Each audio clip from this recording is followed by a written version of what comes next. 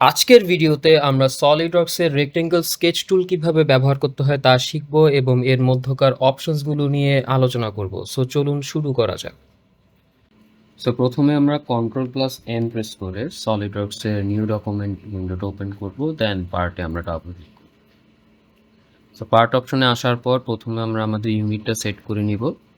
আমার এখানে by default MN দিয়ে সেট করা আছে। সো আমার ইউনিট সেট করা হয়ে গেল। দেন আমরা স্কেচ শুরু করার প্রথমে আমাদের একটা প্লেন সিলেক্ট করতে হবে। আমরা ফ্রন্ট প্লেনটা সিলেক্ট করলাম। বাই ডিফল্ট এটা আইসোমেট্রিক ভিউতে আছে। সো আমরা Ctrl+8 প্রেস করে এটাকে নর্মাল টু ভিউতে আনলাম। দেন আজকে আমরা কথা বলবো রেক্টেঙ্গল স্কেচ টুল নিয়ে। সো রেক্টেঙ্গল স্কেচ টুলটা আমরা এখানে দেখতে পাচ্ছি যে এটা হচ্ছে আমাদের রেক্টেঙ্গল স্কেচ টুল এবং এটার পাশে একটা ড্রপ ডাউন মেনু আছে। আমি ড্রপ ডাউন মেনুটা ক্লিক করলে আমরা এখানে রেক্টেঙ্গেলের ভেতরে আরো বেশ কয়েকটা টুল দেখতে পাচ্ছি। প্রথমটা হচ্ছে কর্নার রেক্টেঙ্গেল, সেকেন্ড হচ্ছে সেন্টার রেক্টেঙ্গেল, থার্ডটা হচ্ছে 3 পয়েন্ট কর্নার রেক্টেঙ্গেল, ফোর্থটা হচ্ছে 3 পয়েন্ট সেন্টার রেক্টেঙ্গেল এবং লাস্টলি প্যারালেলোগ্রাম। সো আমরা যদি রেক্টেঙ্গেলে ক্লিক করি আমরা বাম পাশে একটা অপশন মেনু দেখতে পাবো এবং এই অপশন মেনুর ভিতরেও আমার ওই ড্রপ ডাউন মেনুর ভেতরে যে অপশনগুলো ছিল, যে টুলগুলো ছিল, এই টুল কমনগুলো আমাদের এই অপশন সেকশনেও কিন্তু অ্যাভেলেবল। যেমন আমার প্রথমটা হচ্ছে কর্নার রেক্টেঙ্গেল, দেন হচ্ছে centre rectangle, then 3 point corner rectangle, then 3 point centre rectangle and লাস্টে হচ্ছে প্যারালেল। সো স্কেচ শুরু করার প্রথমে আমরা একটা রেফারেন্স পয়েন্ট নিয়ে নিব, যে আমরা দুটো কনস্ট্রাকশন লাইন নিয়ে নেব। সেক্ষেত্রে আমাদের স্কেচটা করতে এবং তাদেরকে বোঝাতে আমার সুবিধা হবে। সেই ক্ষেত্রে আমি মিড পয়েন্ট লাইনটা সিলেক্ট করলাম এন্ড আমি ফর কনস্ট্রাকশন অপশনটা ওপেন করে রাখলাম। আর এখানে একটা বিষয় বলে রাখি, আমাদের চ্যানেলে লাইন কমান্ড রিলেটেড একটি ভিডিও অলরেডি আপলোড করা হয়েছে। সো ওখানে আমি আমার লাইন কমান্ডের আন্ডারে যেসব অপশনসগুলো আছে, যেমন for construction, mid point and add dimension সহ আরও নানা অপশন নিয়ে আমরা ওই ভিডিওতে আলোচনা করেছি। সো আপনারা যারা ভিডিওটা দেখেননি, আমি ভিডিওর লিঙ্কটা ডিসক্রিপশনে দিয়ে দিব, অবশ্যই ভিডিওটা দেখে আসবেন। সো এখানে আমরা প্রথমে একটা হরিজন্টাল মিড পয়েন্ট নিলাম, দেন হচ্ছে আমি একটা আবার আরেকটা মিড পয়েন্ট লাইন নিলাম ফর কনস্ট্রাকশন। আমি ডাইমেনশনটা অফ করে দিলাম, আমি অরিজিন পয়েন্ট থেকে আরেকটা মিড পয়েন্ট লাইন নিলাম। দেন আমার ডাইমেনশনটা লাগছে, আমি ডাইমেনশনটা ক্লিক করে দিলাম। সো এখন হচ্ছে আমরা যদি কর্নার রেক্টেঙ্গেলে যাই, সো কর্নার রেক্টেঙ্গেলটা কি? মূলত কর্নার রেক্টেঙ্গেলটা হচ্ছে আমরা যে কোনো পয়েন্ট থেকে আমরা একটা রেক্টেঙ্গেল ড্র করতে পারবো। সাপোজ আমি এখানে একটা পয়েন্ট নিলাম, দেন আমি একটা রেক্টেঙ্গেল ড্র করলাম। সো দেন এটাকে অ্যাজ ইউজুয়াল আমরা স্মার্ট ডাইমেনশনে ডাইমেনশন সেট করতে পারবো। ডাইমেনশনটা সেট করলাম, দেন আমার হাইটের যে ডাইমেনশনটা সেটা আমরা সেট করে দিই। এছাড়াও আমরা যখন স্কেচ করব, ওই স্কেচ করা অবস্থাও কিন্তু আমরা ডাইমেনশন সেট করতে পারি। সো এই বিষয়গুলো নিয়ে আমি আমার আগের দুইটা ভিডিওতে কথা বলেছি। সো আপনারা আগের দুইটা ভিডিও দেখে আসলে এই বিষয়গুলো আপনাদের বুঝতে একটু সুবিধা হবে। যেমন আমার এখানে অ্যাড ডাইমেনশনের একটা অপশন আছে এবং অ্যাড কনস্ট্রাকশন লাইন্স, এই দুইটা অপশন অ্যাভেলেবল এবং এই দুইটা অপশন কিন্তু লাইন কমান্ড এবং সার্কেল কমান্ডের জন্য কিন্তু অ্যাভেলেবল। সো ওই কমান্ডগুলো নিয়ে আমি হচ্ছে প্রিভিয়াস ভিডিওগুলোতে আলোচনা করেছি। সো ওই ভিডিওগুলো আপনারা অবশ্যই দেখবেন। সো অ্যাড ডাইমেনশনটা এনেবল করলে আমার ড্র করা অবস্থাতেই হচ্ছে আমার ডাইমেনশন সেট হবে। এছাড়াও আমি হচ্ছে ড্র করা অবস্থাতেই আমি ডাইমেনশন সেট করতে পারি। সাপোজ আমি এটার হাইট চাচ্ছি 20 মিলিমিটার, দেন এন্টার, আমি লেন্থ চাচ্ছি 40 মিলিমিটার। সো আমরা দেখতে পাচ্ছি যে আমাদের অটোমেটিকলি ডাইমেনশনটা অ্যাড হয়ে গেছে। তো আমরা চাইলে এখন এই ডাইমেনশনে ডাবল ক্লিক করে আমি এটাকে আবার চেঞ্জ করতে পারি। আমি চাচ্ছি 50 মিলিমিটার, 50 মিলিমিটার দিলাম। হাইট আমি সেম 20 মিলিমিটার রাখতেছি, 20 মিলিমিটার নিয়ে রয়েছে। দেন আরেকটা অপশন নিয়ে আমরা কথা বলি, সেটা হচ্ছে অ্যাড কনস্ট্রাকশন লাইন। সো আমরা এই অপশনটা এনেবল করলে এই অপশনের আন্ডারে আমার আবার দুটো অপশন অ্যাভেলেবল। প্রথমটা হচ্ছে ফ্রম কর্নার্স, দেন হচ্ছে ফ্রম মিড পয়েন্টস। সো প্রথমে ফ্রম কর্নার্সটা দিয়ে শুরু করতে চাই। সো আমি একটা রেক্টেঙ্গেল যখন ক্রিয়েট করব, আমরা দেখতেই পাচ্ছি যে আমার রেক্টেঙ্গেলের ভিতরে কর্নার টু কর্নার দুটো কনস্ট্রাকশন লাইন ক্রিয়েট হলো। সেটা হচ্ছে আমার ফ্রম কর্নার্সের ক্ষেত্রে কনস্ট্রাকশন লাইনটা এভাবে ক্রিয়েট হয়। অ্যান্ড আমি যখন মিড পয়েন্টটা সিলেক্ট করব, তখন আমি যখন একটা রেক্টেঙ্গেল ক্রিয়েট করব, তখন আমার mid point to mid point construction line create হবে। নেক্সট আমরা কথা বলবো সেন্টার রেক্টেঙ্গেল নিয়ে।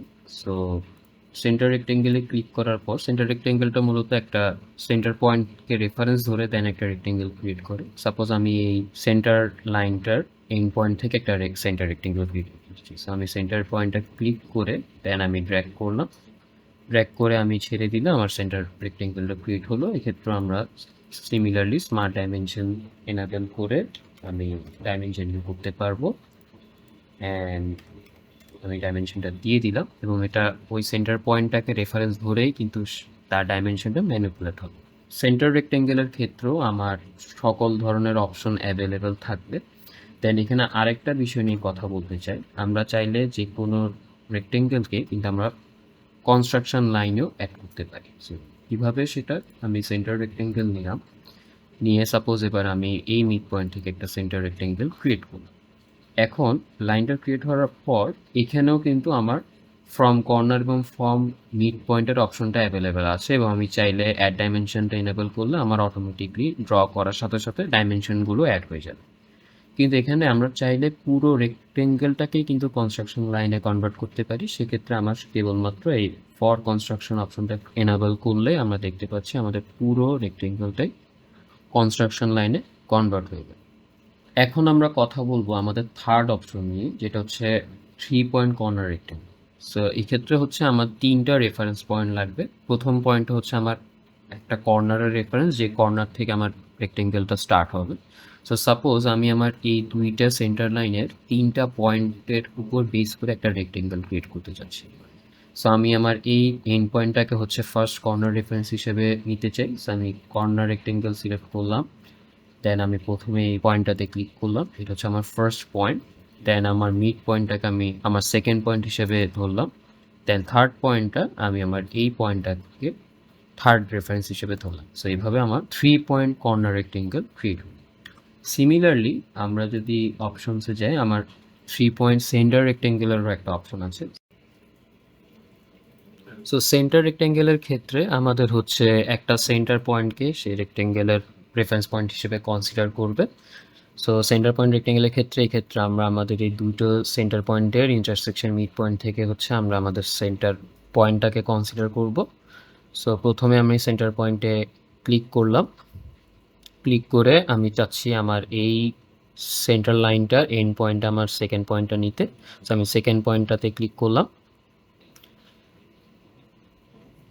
সো দেন হচ্ছে আমার থার্ড পয়েন্টটাকে আমাদের ইনপুট দিতে হবে। সো আমি আমার এই ভার্টিক্যাল সেন্টার লাইনের একটা মাঝামাঝি পয়েন্টে আমি হচ্ছে পয়েন্টটা নিব। সো এক্ষেত্রে আমরা দেখতে পাচ্ছি আমরা চাইলে ড্রয়িংয়ের ক্ষেত্রে হচ্ছে আমরা ইনপুটটা দিতে পারবো। সো আমি এক্ষেত্রে ইনপুটটা দিয়ে দিব। আমি চাচ্ছি আমার ইনপুটটা হচ্ছে 40 মিলিমিটার। সো আমি 40 মিলিমিটার দিয়ে এন্টার প্রেস করলাম। সো আমার সেন্টার রেক্টেঙ্গেলটা ক্রিয়েট হয়ে গেল। লাস্টলি আমরা কথা বলবো প্যারালিওগ্রাম নিয়ে।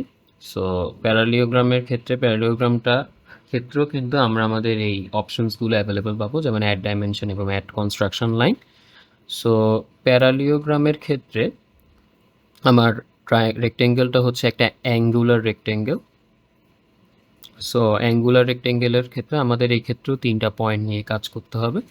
সো প্রথমে হচ্ছে আমি আমার এই ইন্টারসেকশন পয়েন্টটাকে সেন্টার পয়েন্ট হিসেবে গণ্য করলাম। সো আমি আবার নিচ্ছি। সো আমার এটা হচ্ছে আমার প্যারালিওগ্রামের ফার্স্ট পয়েন্ট। সো আমি ফার্স্ট পয়েন্টটা দিলাম। দেন আমি চাচ্ছি এই হরিজন্টাল সেন্টার লাইনের উপরে যে কোনো একটা পয়েন্ট নিতে। সো আমি যে কোনো একটা পয়েন্টে এনে ক্লিক করলে আমার সেকেন্ড পয়েন্টটা নেওয়া হয়ে গেল। দেন হচ্ছে আমরা আমাদের রেক্টেঙ্গেলটা একটা অ্যাঙ্গেলে নিতে চাচ্ছি। সো আমি একটা অ্যাঙ্গেলে ক্লিক করলাম। এখন চাইলে আমাদের এই প্যারালিওগ্রামটা আমরা স্মার্ট ডাইমেনশন করে ডাইমেনশন অ্যাড করতে পারি। সো আমি প্রথমে স্মার্ট ডাইমেনশন নিলাম বটম লাইনটার ক্ষেত্রে। আমি এক্ষেত্রে ইনপুট দিলাম 90 মিলিমিটার। দেন আমার সেকেন্ড লাইনটা যে সেকেন্ড যে লাইন সেটার ক্ষেত্রেও হচ্ছে আমরা আমাদের ডাইমেনশনটা অ্যাড করব। সেক্ষেত্রে আমি ডাইমেনশন নিচ্ছি হচ্ছে 60 মিলিমিটার।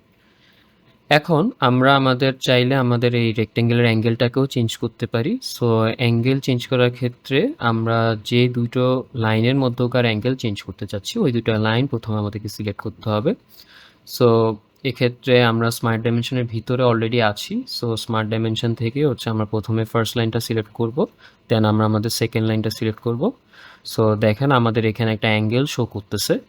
সো এই অ্যাঙ্গেলটা চাইলে আউটসাইড অ্যাঙ্গেল নিতে পারি, অথবা আমরা চাইলে ইনসাইড অ্যাঙ্গেলও নিতে পারি। আমি ইনসাইড অ্যাঙ্গেল নিচ্ছি এবং আমি এখানে ইনপুট দিচ্ছি 60 ডিগ্রি। সো এক্ষেত্রে আমার ইউনিটটা কিন্তু ডিগ্রিতেই আছে। সো আমি এন্টার প্রেস করলাম। সো আমার অ্যাঙ্গেলটা 60 ডিগ্রিতে কনভার্ট হয়ে গেল। সো এই ছিল আমাদের রেক্টেঙ্গেল স্কেচ টুলের বিভিন্ন অপশন। আশা করি ভিডিওটা আপনাদের কাছে ভালো লেগেছে। আপনাদের যদি কোনো কোয়েশ্চেন থাকে তাহলে অবশ্যই আমাকে কমেন্ট সেকশনে জানাবেন। আমি চেষ্টা করব আপনাদের কোয়েশ্চেনের আনসার দেওয়ার।